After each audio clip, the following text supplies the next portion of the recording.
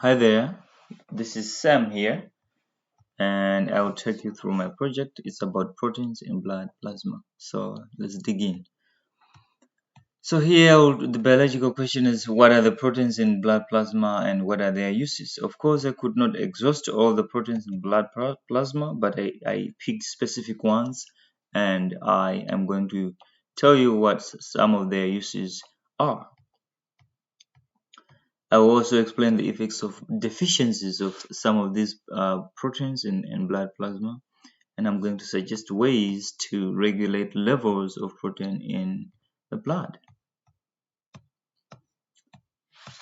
So let's dig in. Here I have listed some of the proteins. It's not even not close to anything about how many of these proteins there are. There's lots of them, but here we have a protein called fibrinogen. It plays a major role in blood clotting along with other procoagulants like thrombin and factor X. So thrombin is another protein and fibrinogen is another protein.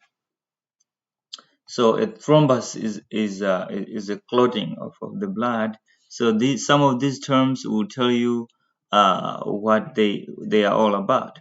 Like here, procoagulants, you're like, oh, they are linked to coagulation. So that's the uses of the protein called fibrinogen.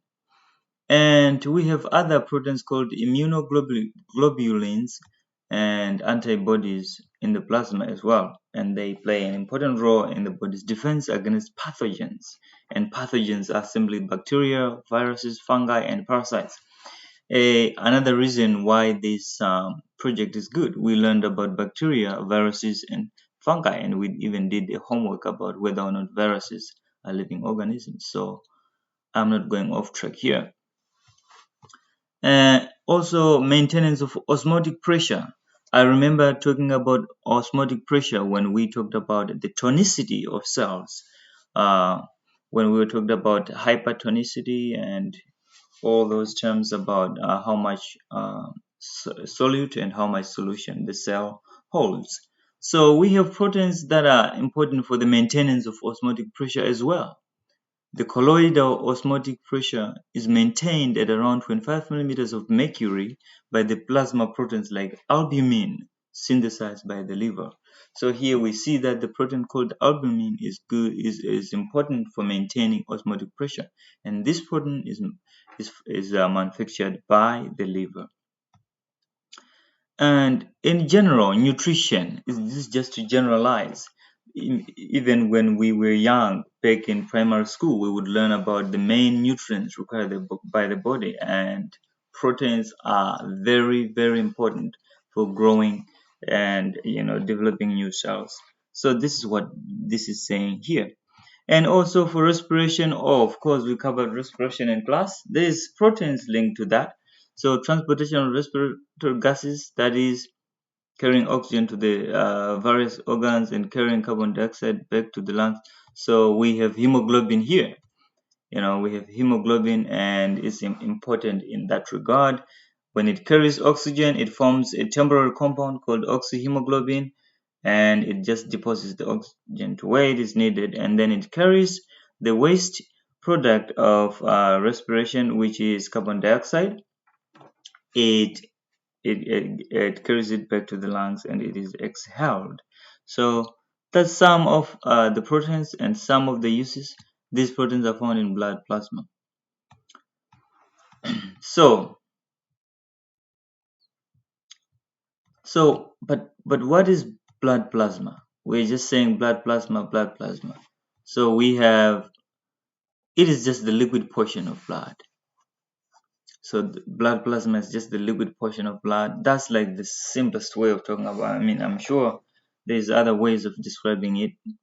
Could be other more complex ways, but for now, the liquid portion. And it is required to transport nutrients, hormones, which are also proteins, and other proteins to parts of the body that need them. So we've talked about fibrinogen and its importance in blood clotting. Um, we've talked about antithrombin and its importance in blood clotting as well. We have another protein called transferrin. If you look at this name closely, Trans here meaning from one position to another in this context, and ferrin means ion.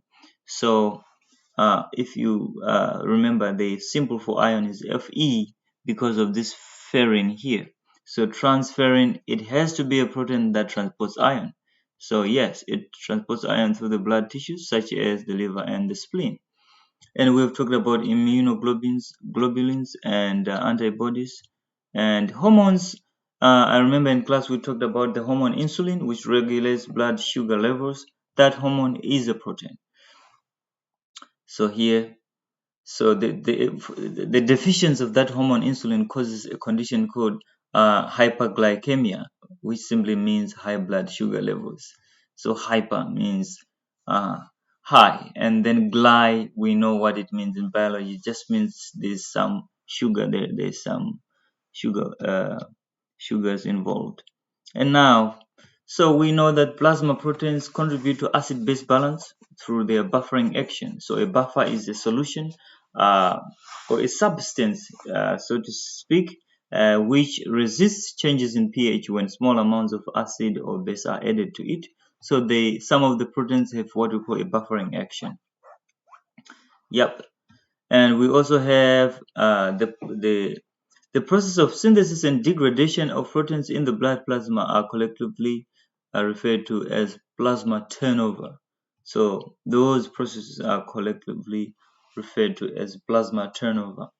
And also each protein, as you may guess, um, there's no protein that exists in the blood plasma with a constant concentration all the time. If you don't take in enough protein, the level of protein you have will decrease with time.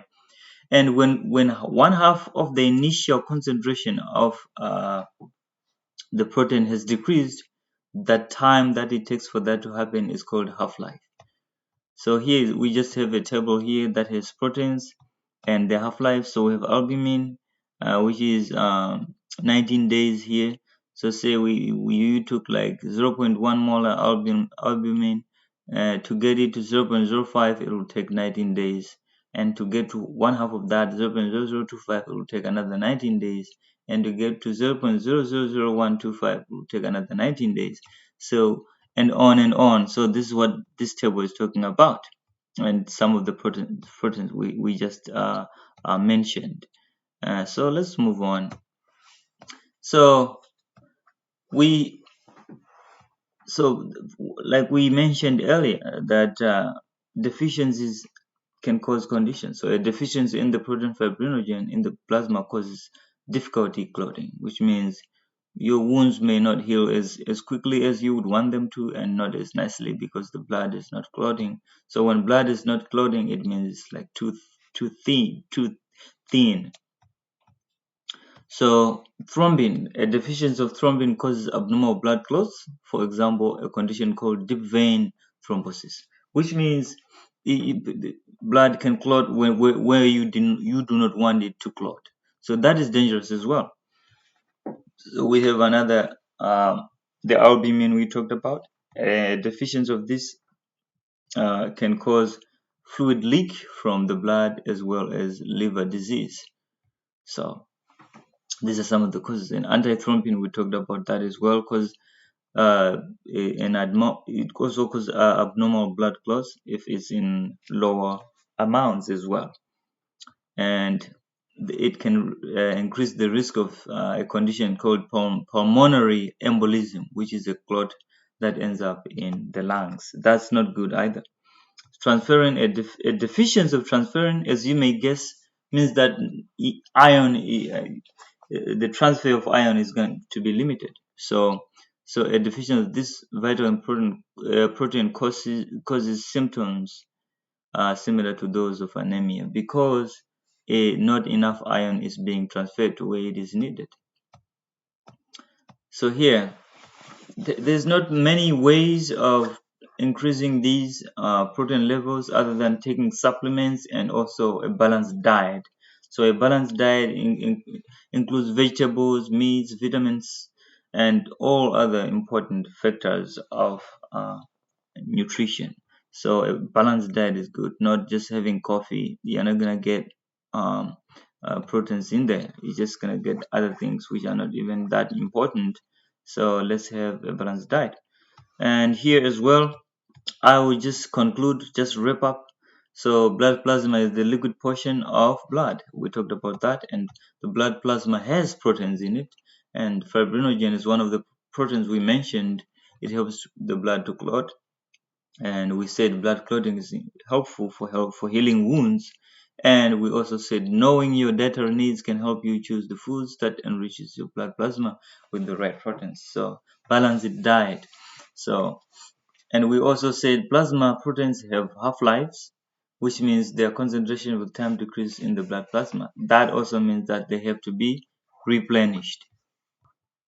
Okay, and here I am. This is one of my sources here, as you can see, and then this is one of my other sources, and this is one of my other sources. So I thank you for watching,